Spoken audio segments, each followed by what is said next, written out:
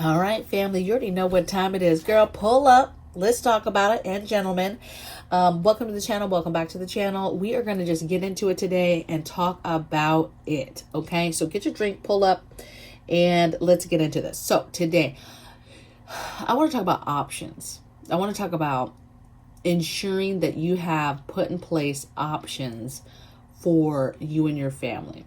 Options is what will truly make those people that are going to rise above other folks, right?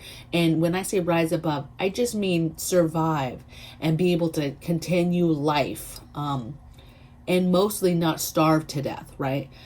Options so that you don't have to comply. See, the number one thing that is going to make people comply, there's only one thing that will make people that would never ever comply do what they're told, and it doesn't matter what they're trying to get you to comply to. Okay, food will make most people comply. Okay, and the people that don't truly are probably because they've set themselves up to where they have options to where they don't have to do that. There's going to be a small percentage that will stand their ground, stand by their beliefs, and they will starve to death, and they will choose the latter, right? And they will starve to death. But there is a lot of people that talk a big game and truly believe that they would never comply. But the minute that their little children are looking at their face and literally starving in front of them, you'll be surprised what a parent will do, okay? As far as complying, so that they can get that little bit of food for their family, okay? So how do you prepare? How do you prepare so that food and the government using food or anybody using any kind of tactics to make you comply doesn't work, right? That you can make it through that type of scenario of not having to worry about making those impossible decisions that you don't want to make in the first place, okay? And food and giving yourself options. So I'm gonna walk you through three ways or three things you can do to prepare to get ahead of and have those options for you and your family when things get tough, right? Things are gonna get tough, okay? I know there's still people out there like, this is ridiculous. Why are you guys talking about this? We're not gonna have shortages. We're not gonna have food famine. We're not gonna... shortages is the least of my worries, you guys. Shortages, we can work with shortages, okay? We can work with limits. We can work with any kind of restrictions, like, hey, you can only get one thing of eggs this week. That's easy, okay? That's not a problem. I can do that all day. What a problem is what's coming in regards to eventually we're going to hit a wall and there's not going to be food incoming anymore.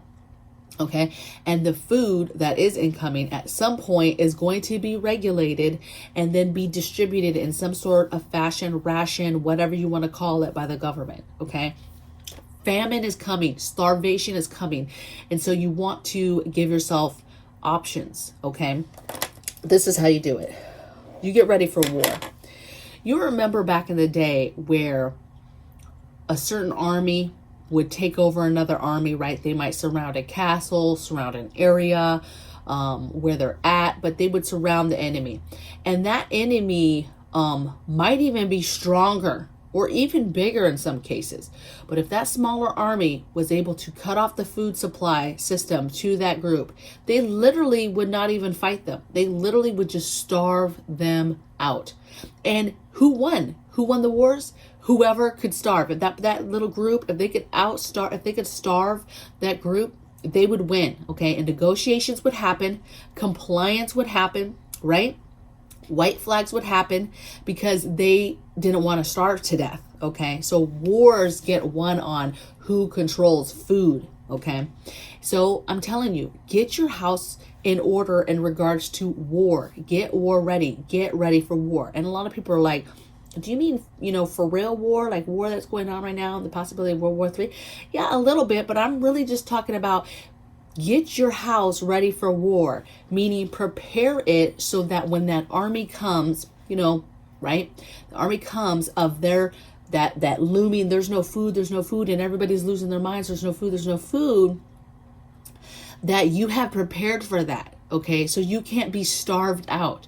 Your family can't be starved out. You're going to make it through the rough times, the rough patches, the rough periods of time where literally people around you are possibly starving to death, and bad things are happening because they're not prepared, and they don't know how to handle it. Okay, serious things happening, whether it's compliance, people committing suicide because they'd rather die than starve. They literally start to go crazy when you don't have food. Your body starts to literally break down. Then your brain cannot function, cannot think right. You start to hallucinate. Bad things happen when your body doesn't get food. Okay. And so you want to have the option of, prepare for war in a sense. Okay. I'm not talking about prepare for war. Somebody's coming to your door physically with weapons and trying to kill you. I'm talking about the battle and the war that we're going to be dealing with food. Okay. And that food, whoever has that food is in control and is in power. So what I'm telling you is, get ready for war.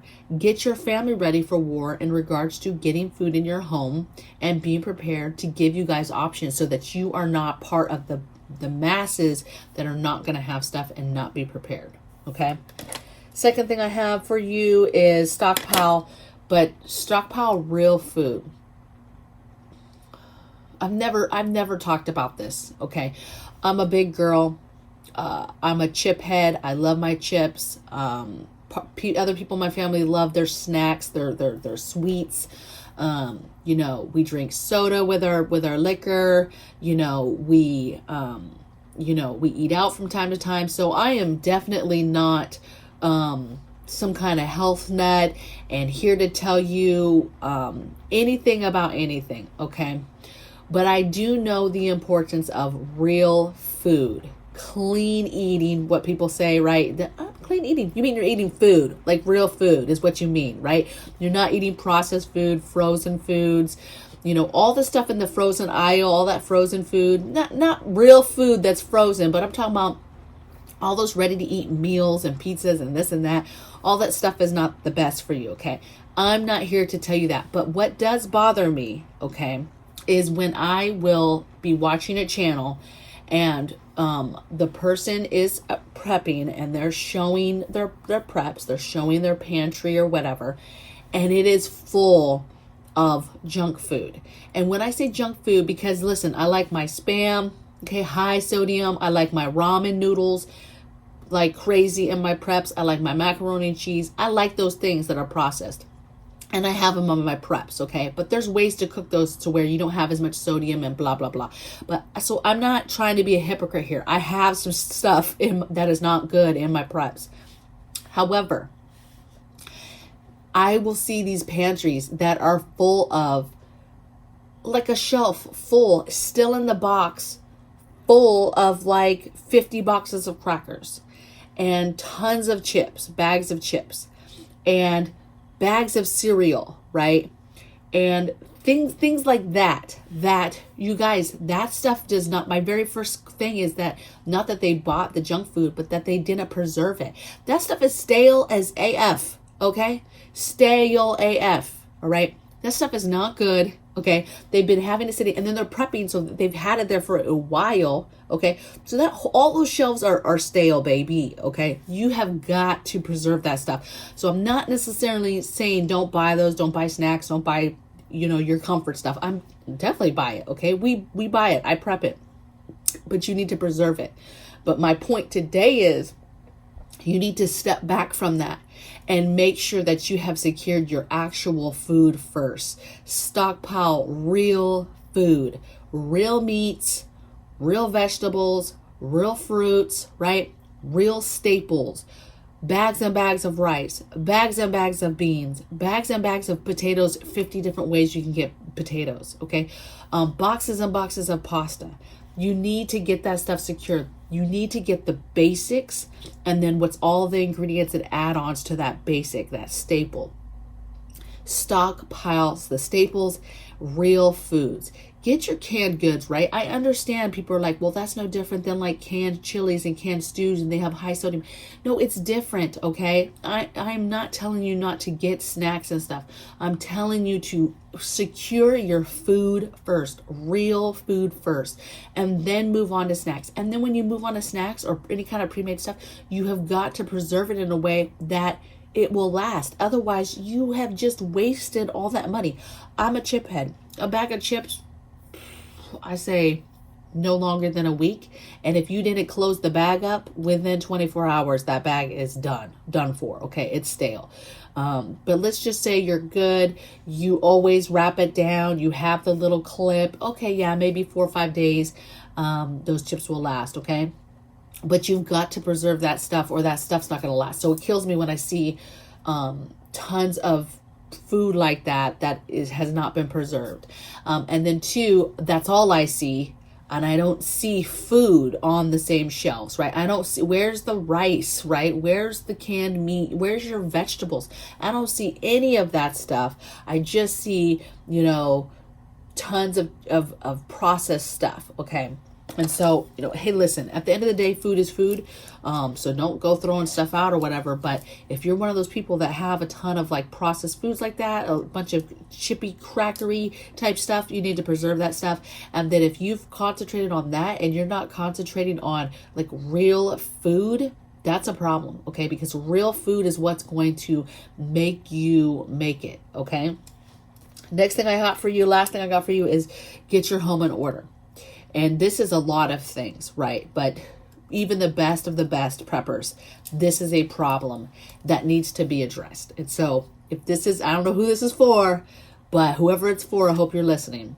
You need to get your house in order. You could be the best prepper, best preparedness person, but if your house is not in order and you just have total chaos going on and everything is strewn everywhere and you have preps in here and you have preps in here and the worst thing is when hubby asked me, hey, do we have this? And I'm like, yeah, we got that. And then he's like, okay, where's it at? And I'm like, okay. And I'm really trying to think, where did I put that item? Okay. That is not good. Okay. You need to know where your stuff is. So how you're going to do this? 1, you're going to clean your house. You need to keep an orderly, clean house. You need to be doing this just because when any kind of disaster happens, you do not want to be trying to clean your house or be moving about maybe possibly with no power in a dirty house. Okay. So clean your house. Organize your house, right? Organize those preps I just told you. Find the home in the home of where each thing's going to go. So hey, if you need a medical prep, all the medical preps are in one kind of area, right? Figure it out, okay? Get it organized, okay? Inventory it all. How much do you have of stuff? Okay, deodorant. How much deodorant do I have for each member of the house, right? That uses a different deodorant, okay? How many sticks of deodorant do I have? How many sticks of deodorant do the kids have? How many sticks of deodorant does hubby have, right? Because everybody might be using something different. Maybe some people use the same stuff, but how many sticks? How much will that last? Okay. Inventory it so you literally know, okay, wow, I did an inventory and I didn't even realize I had some soap or deodorants everywhere. Now that I put it all in one drawer, I clearly see, oh, I have enough. I have enough deodorant for 6 months for every family member. And I know for a fact I have 6 months worth of deodorant. Okay. Instead of not knowing at all what you have, you have some stuff, because what happens is you use it from the different spots as you need it. And then when you really need something again, you realize you look at all the spots and you either can't find it or you don't have it anymore, right? You've literally dwindled it down to having no preps or one thing of it. And you didn't even know because it wasn't organized. Okay. Inventory it, make your list from there, right? Make your list of what you need and then prioritize it. Buy stuff that's on sale, right? Start knocking out things that you need on your list and filling your holes. Get your house in order. Stack it and hide it. So be thinking both things. Stacking it, putting it away, putting it in your pantry, but also be thinking about hiding. Where am I putting some food in other places, right? How can I, maybe in plain sight hiding, and maybe it's not, oh, you need to make a false wall or whatever, but just having it in a different location where it's not just there in the pantry. Okay. What happens? Your house gets broken and they're there for food because people are starving. You happen to not be there. They break in, they go straight to the pantry and they clean out the pantry. And so by just having food in other places, they're not going to take the time to be looking in extra drawers and under dressers or behind furniture, possibly for food. Okay. They're going to be looking for places for food so they can get in and out that they expect food to be, kitchen areas, kitchen cupboards. They'll probably open pantries, any kind of big, armoire that could be food, garages, closets, possibly. Okay. Common sense places that they know people might be having extra things, extra food, extra preps, whatever. Okay. Because it's going to get rough. And a lot of people are turning to and realizing they need to stockpile food. And so you do have people who, it's becoming more common that they have an extra closet full of some extra food. Maybe they just have their kitchen, but then they have an extra cabinet that has, some extra hygiene. Then the hallway closet, or they have a closet in a bedroom that's dedicated to extra food, flats of food. And so somebody that's looking for food might kind of know that and be looking at those normal places. But if you're hiding it in some just normal places that, aren't hardcore hiding it, but hiding it from someone who's coming in looking for food and that they wouldn't normally look in said thing for food. Okay. And then build upon self-sufficiency, right? Continue to do the things, right? Learning how to garden, growing food, expanding that food that you're growing, expanding your growing season so that you can get some sort of food all year long. Getting your meat rabbits, getting your quails and your chickens, and on any level that you possibly can where you live, getting that stuff. Let me tell you, man, if you had 3 chickens and them 3 chickens are producing eggs and you have eggs every day, and you have rice, baby, I'll live on some rice and eggs every single day. A little bit of soy sauce, I'm done. Okay. It's a wrap. I'm eating it. So my point is, it's very, very easy to live on staples. And if you concentrate on real food and you concentrate on self-sufficiency type foods, right? That can make all the difference of survival and making it and your options. Okay. There is no more eggs. People are not eating eggs, but then you have some chickens that are quietly in your backyard that nobody even knows you have chickens. I'm not talking about some huge homestead where people are like, oh, they got animals. That's a whole farm over there. I'm talking about, I just got a regular house and nobody knows I got chickens. I'm not trying to, I'm really like, we get these chickens. I'm really trying to do it where nobody really knows we have chickens, right? The least amount of people as possible that we have chickens. That's what the plan is. Okay. Same thing, rabbits, quiet. They're quiet, you guys. Figure out what you can do to add to it. Okay. If you can't do that, it's just not an option for you, then baby, it's just not an option for you. That's okay. Okay. I do know people though in apartments that have little cages, with quails and different things like that, smaller bird type stuff. I know people that do that. Okay. People have way worse in their house. Okay. Cages of all types of animals. And you think it's weird to have some quails or something in there and get some quail eggs and it's quiet in your home. Nobody knows. Just some things to think about. Okay. Because people are going to be starving and it's going to be hardcore. It's going to be hard. And listen, I pray every day that all we have to deal with is lies. All these prepper channels are just lying. We're just on here to make money, to scare you. And there's just going to be shortages. And yeah, at times we won't be able to get some stuff. I hope that that's what happens, right? I hope, because ain't nobody trying to starve over here. I'm not trying to struggle. I'm not trying to have to tell people no. I'm not trying to do it, you guys. Okay. And so nobody in their right mind wants to go through starvation or a period of starvation or a period where people around them are starving. People that they love and care about are starving. That's not cool. Okay. So those are my 3 things, right? That's what I'm telling you to do is prepare your home for war. Prepare for war, right? So that you have that option. Stockpile real food. Get your real food knocked out. Stop worrying about pre-made stuff and frozen meals and your chips and snacks and stuff. I'm not saying that doesn't have a place in your preps. It absolutely does. But concentrate on getting your food first, okay? And then getting your home in order. Give yourself overall options. Give your family the opportunity to have options and survive. Give your family the opportunity to not starve and to have options to where starvation is not the only thing on the horizon. Because I honestly can't even imagine what a mother will feel like if this hits and there's no food and she realizes it's at the end of the 2 weeks and she is out of food because she lives paycheck to paycheck, and she, she's at the end of the cycle, so that food is kind of run through. Yeah, she has a few things left over, and now she just got paid, but there's no food in the stores.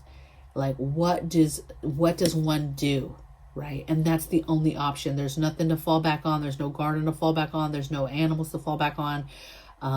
Yeah, she has the money, but there's no food to be found anywhere. Everything that is getting stocked is getting bought out faster than you can even think about it. And so and she has 3 mouths to feed. I can't even picture it. You have folks right now that are legitimately on food stamps. I'm not going to get into the politics of that, but are legitimately on food stamps and are struggling to make the food stamps by. There's been this known thing for a while. Anybody who's ever been on food stamps, okay, I grew up on food stamps. Anybody that kind of knows, there's always like money to be spent on chips and snacks, and there's plenty of money, right? Food stamps is a beautiful thing for a family. It's an area of, contingent, a lot of people get angry about the whole food stamps and all this stuff, but it's money to be spent on food, and they do. But right now you have people who are on food stamps and it is not enough. Okay. They've already fallen back and not buying that extra snacks and stuff. And they're struggling to just buy the meats and the extra stuff to make meals because it is getting rough out there. Inflation is out of control, and it doesn't matter, baby, whether they're paying for their food or we're paying for their food. They're struggling to make that work, okay?